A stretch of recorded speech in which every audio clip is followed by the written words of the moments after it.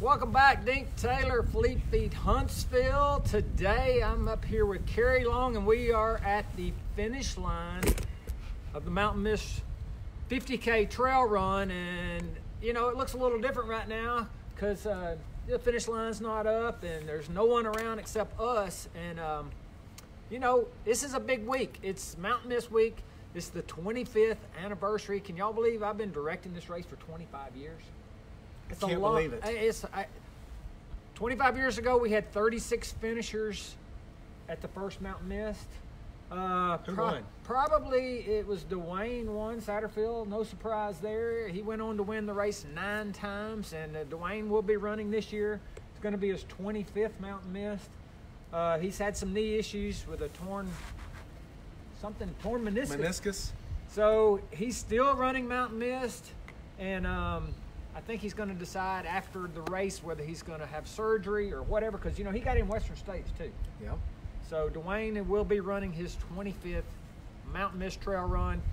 Kerry, we were talking a little bit. You did the second half of Mountain Mist this past weekend. Yeah, it was freaking amazing. So let me qualify Dwayne back there. So there's a chance I could beat him this year, right? I don't know. I think even Dwayne with the torn meniscus is still going to be hard to beat. So anyway, we're running the back half of Mountain Mist this past weekend, and the amount of water is greater than I've been running these trails since 2010, and it was the most water that I've ever seen. Waterline, it was amazing. We posted some pictures where we're going through the natural well, the second stream crossing, and it was up to my waist.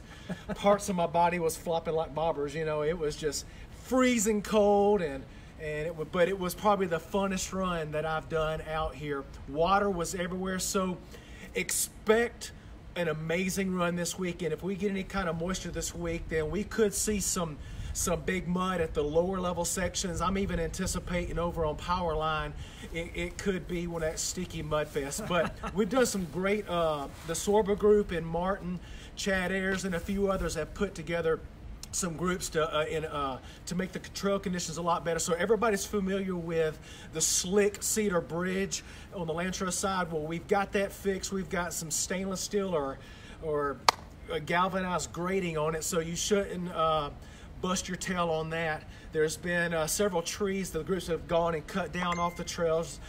We did notice this past weekend through the storms and stuff that there's some more trees down on the trail, so you may be doing some tree hopping. I'm trying to think. There also Sorba had their huge ditch witch out there, so we've got some new and enhanced trails. I think on the Key Trail side, Warpath has been diverted a little bit, so they're trying to avoid a lot of the mud as possible. But I'm telling you, I still think this is going to be an amazing race, because this race, there's 2 sides to it. Yeah. You have the front half and the back half. The front half is 17 miles. The back half is 14 miles. But the last 14 is harder than the first 17. The time's about the same. And so don't burn yourself out on the front 17. Take it easy, that front 17. When you hit that red gate, whatever you got left, go for it. Yeah, I think I was out running Saturday. The temperatures were mild, but it was pouring down rain, and I was thinking, man, I'm glad the race was not on Saturday, because it would have been rough on the volunteers because it just rained all day long. And looking at the weather right now, it looks like it's going to rain on Wednesday, pretty sure.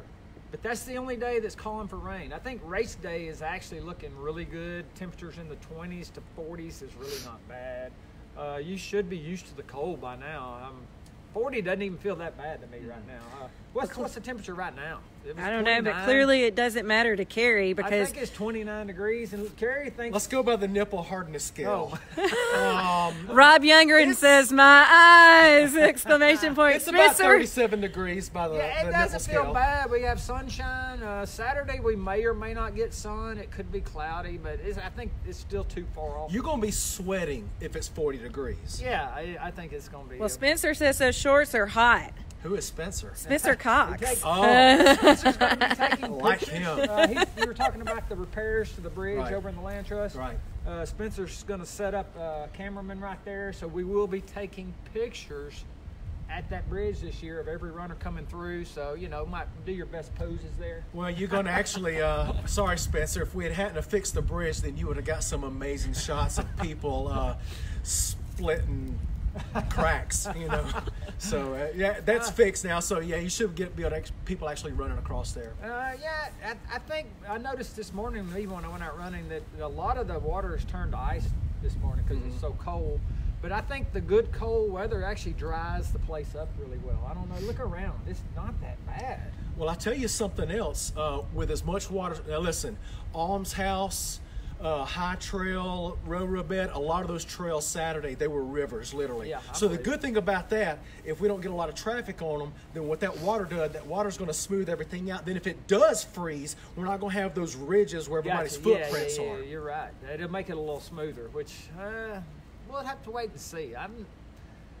I'm just glad that I'm not seeing any threats for snow or ice, which can affect getting up here on the mountain. That's always been a big concern in the last 25 years, is getting up here. We've had years where it was kind of hard to get up here. Well, and 2016, because y'all had to move it to the Sunday, I had to miss. That would have been, this year would have been my 9th mountain miss, but because I missed 2016, I'm on my 8th, so I really hope nothing gets canceled. Hey, you know what else is happening Saturday? What? There's going to be a competition between 3 cities. Yeah, I've been hearing about this. Nashville, Chattanooga, and Huntsville. Jan Kim up in Nashville arranged this competition with everybody to see which running cities got the best for Mountain Mist. So there's a group of weenies coming down from Nashville, a group of skinny nerds coming from Chattanooga. Then you got the Huntsville, studs, Yeah. So it's going to be some kind of cross-country scoring style. I think Chattanooga's bringing down about 18 runners. Nashville's got about 13. Huntsville's got about 10 or 13. And they're going to take the top 10 scores of whoever is a part of these groups. So my prediction... That's going to be interesting. We're going to take first place with David Riddle because David Riddle is Huntsville. And I think we'll win it overall. Uh-oh. Your lovely wife says that she's going to have to check you out before you leave the house and tell you what you're allowed to wear. I actually snuck out of the house before she saw me because there would have been a problem if she had seen me. So let's go back to the scoring. We've never had an official team competition at Mountain Mist. And technically, this is still not official. Who is in charge of this? Jan Kim headed it up. A Nashville guy. He got with Martin, Dwayne, and Brett. The Saddleworks couple. So we'll see how this works out and see if this is something we may want to pursue in the future. I've run JFK 50 miler up in Maryland 10 times myself, and they have team competition up there. Yeah. And I think it's maybe you only need 5 people for a team, and I don't know what the rules. I don't like. That's a good idea for Mountain Mist specific, a team thing. Right, and I'm wondering, do you want bigger teams? Like you said, there's 10 scoring, where you only have to have 3 score at JFK out of your 5. Do you want to go big teams and make it? Do you have to live in a certain city? What are the rules? Well, Young right now, what he's trying to do is by establishing here at Mountain Mist first, is hopefully the winner of that gets to choose the next event. But you could still build off of that and do a Mountain Mist specific type of scoring for whoever wants to sign up for Just that. have maybe a little friendly team competition. Yep, even among Huntsvillians. Yeah, I think there could be some. Mountain Mist is typically pretty competitive. I noticed we did reach our 500 limit, and we've already done the bibs and the chips and everything, so we don't fool with wait list. There, up until about a week ago, if somebody dropped out of the race, you could still register, because every time I'd see the number drop to 498, it'd go right back to 500 immediately. Yeah. So we've got a full field, and do we need volunteers? There's always need for volunteers to work aid stations and things, but Mountain Mist typically doesn't have a problem getting volunteers. People love this race. Brent Wren heads up the aid station at 3 benches. Okay. Brent's probably been doing that aid station for over 20 years, and he carries everything down there on a gator the day before, because it's kind of hard to get down there, and he's got to make sure trees aren't in his way. But we got a lot of great volunteers that head up the aid stations, and just where we need volunteers typically? Where? At the very end, when we're done at about 4 o'clock or Cleaning so. up. Cleaning up all the mess, because you get a trail run in the lodge here, it kind of gets muddy. But we do have Tony Scott helping, which he's equals about 10 people. Tony, well, people think, even when Tony's crewing his wife at Stroll and Jim or BFC, people think he's an aid station anyway, and it's funny, they'll stop thinking he's an actual aid station. Now, my favorite aid station has got to be at Bird at mile 24, because that's when I'm almost ready to cry and just break, and usually see some smiling face there. So listen, if you're at mile 24 aid station, love on those people, because I'm telling you, that is when you will probably be at your worst. Except for at the top of McKay Hollow, where they make fun of you. At Rest Shelter, when you got 2 miles to go. Oh, yeah. Josh Kennedy. Oh, yeah. Josh will be there. And, this is a state park, so beer is technically not allowed. They have beer there? But I think they have some at that aid station typically. O'Doul's, I'm sure. I think it's Miller Lite. Got to go with the light stuff. Runners are light and skinny. They can't handle too much.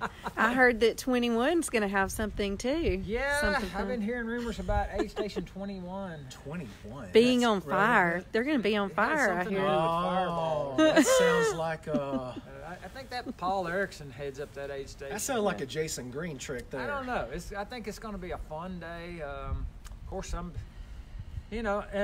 folks ask me, am I going to run the race? But typically directing the race, I have run it 3 times.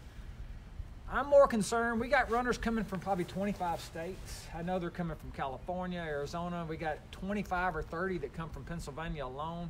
My big concern every year is course and keeping it marked. So even this year, I got Tim Vincent's going to run the first half ahead of the race. Me and my youngest son, Skylar, are going to run the second half ahead of the race, checking course markings. I want that course to be right. I don't want people getting lost. Please tell me we're still going through the ditch after Bird Aid Station. The ditch after Bird. So what you talking? Which way did we go last year? The ditch. So we ran natural well straight through the ditch. So you did not do Arrowhead. Yeah. So we did do the ditch last year. Yes, we did. I begged you last year, and we did it, and it was so much better. I mean, that's the original way we always went, so we can go that way. I ain't got a problem with that. Rob's marking it. Yep. You heard it, Rob. The He's ditch. watching. And, I don't have any problem taking the ditch. The ditch, or you're a witch, okay? But, yeah, everything's still pretty. I guess we'll probably be running the same course we ran last year. Nice. I haven't been down on power lines. I know. Here's some people coming to looking very strange at me right now. Hey, ladies, how y'all doing? Burke, I think his name Brian Burke, and his brother leaf blowed Warpath Ridge and K2. That thing doesn't get much traffic, so they leaf blowed it about 2 weeks ago. K2 needs, especially on that climb, because the steepness of it is slick. Should be okay though. They did it. They did it early, so it gives the trail time to get some weather and some ice. Good. So it should be okay. Like I said, Riddle is back. I haven't talked to Riddle lately, but he's won the race 6 times. I guess he's going for number 7, and he's got the course record. And I think it'll be his 8th, so he's won it every time but one. And he actually got hit by a dog one year. It'll be interesting to see. I expect a great day. You know who else is coming? Who? Christian Griffin's on his way back. Christian? And his buddy Wheezy. Yeah, Wayne I Downey. think Christian will be running his 11th. He got his 10-time finisher jacket last year. I think we got 9 or 10 going for their 10-time finisher. Jim Call's going for finish number 24. I think Dogman might be going for 24. Of course, Dwayne and Lonnie Bogan going for 25. No 20-time finishers this year. I'm still only giving out 4 20-time finisher belt buckles, but I think we could be getting one next year. Okay. I think it was Sally Brooken from Georgia. Really? Is she I think- coming? Yeah, and I think this is number 18 or 19 for her. I think she's number. I've never met her. Hey, because she's so far ahead of you, and she's about 60 years old. Yeah. I don't know how old are you now, Sally? She's out there somewhere. She's got to be 58. I'm just guessing. Hey, some Brad and Letty Lutz are asking tips for newbies, and I know y'all have talked a little bit about the second half. Maybe talk a little about the first half. So that's actually Letty is speaking, because I don't think her husband Brad runs. Yeah. But Letty actually messaged me Saturday morning and said, "Are we still running if it's raining?" Of Can course. you believe that, lady? Dude, Gosh. we've only delayed the race one time, and that was that snow year. We had to delay it a full 24 hours. Other than that, we've never even delayed the start for anything, including ice storm one year. 2000. Ice during the race, tree branches were falling all over the place. It was unbelievable. Well, let me clarify. She was talking about we're going to still run the training run this past Saturday. Okay. You better be at the race. Yeah. But listen, seriously, advice, go as hard as you can the first 17 miles. No. Do not blow it out, because the first 17 is it is the easiest, and you're getting a lot of downhill in the first 17, and people make the biggest mistake of running too hard the first 17. Take it easy, get into that red gate. After the red gate, if you feel it, go for it. We do have people that are chasing that cutoff times. You know, we start cutoffs at Fern at 17 miles. You got to make cutoffs. And if you will just keep moving, you will not have a problem getting cutoffs. Right. You have to be stopped to not making them. I know for a fact you only got an average 15 minutes a mile to make the cutoffs. You can make that on the first 17, no problem. Yeah, you can do that. You should be able to just keep moving. Don't spend a lot of time at aid stations. Eric Fritz walked the Mountain Mist course one year and did it in 7 hours and 42 minutes. And he walked the whole Walked way. it. He strong hiked it. Do not go race day and strong hike it. Yeah. Run it. But he never listen, you can stopped. make it. He never stopped. Yeah, he never you stopped. can make it. I think that's where people run into problems is they stop. Yeah. You just got to keep moving, and I think you can make cutoffs. Don't spend too much time at the aid stations. The weather's going to be cool enough that I just really think, you know, hydration shouldn't be a problem for most people this weekend because it's going to be good and cool. So you don't have to, it's not like a hot day. Yeah. Carrie, do you wear a vest or do you just go aid station to aid station? I wear a vest with a bladder because whenever I wear something in my hand, I either trip and it busts everywhere or something like that. For me, listen, the faster guys can get away with a single handheld bottle. I can't. When you're a little bit slower, I need something on my back. I need that water because when I get thirsty, man, I get thirsty. So I keep the gels and everything with me.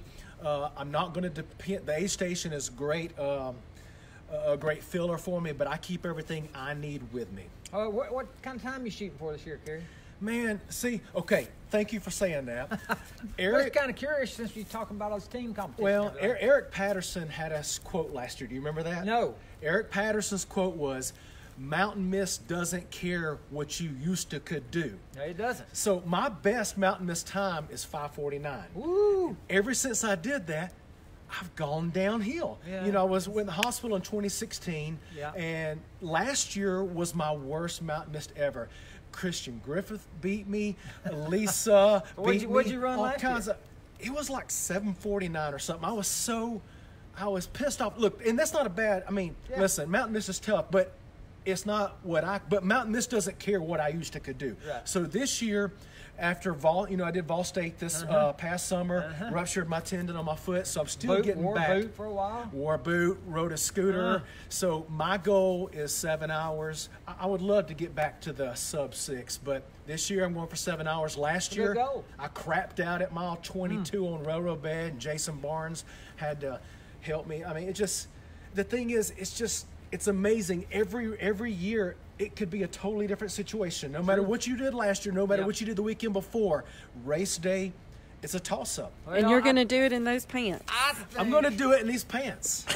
He's got his race-ready shorts on today. But I'm wondering if I should go topless with a vest, maybe some duct tape here, or if I think the weather's looking good. I think you got a good shot at it. And at good winning luck. or 7. That's your 7-hour goal. I think you can, just try to beat last year's time. I'd love to do 6:30. Well, I'd love to do 6, but every time I freaking say I'm going to do this time, it's usually... we'll be cheering for you. Yeah. We'll be cheering for you out there. Well, I need Coke and Mountain Dew at the aid station. we'll have it. Coke and actually Mellow Yellow. I can live with it. You know, it's Coke products because Coke supports this race, and we've got it, tons of it. But look forward to seeing everybody. If you're running, good luck. And if you're not running, come up here and hang out. We have a great time. I think it's going to be a great weekend. The 25th Mountain Mist Trail Run. We will see you soon.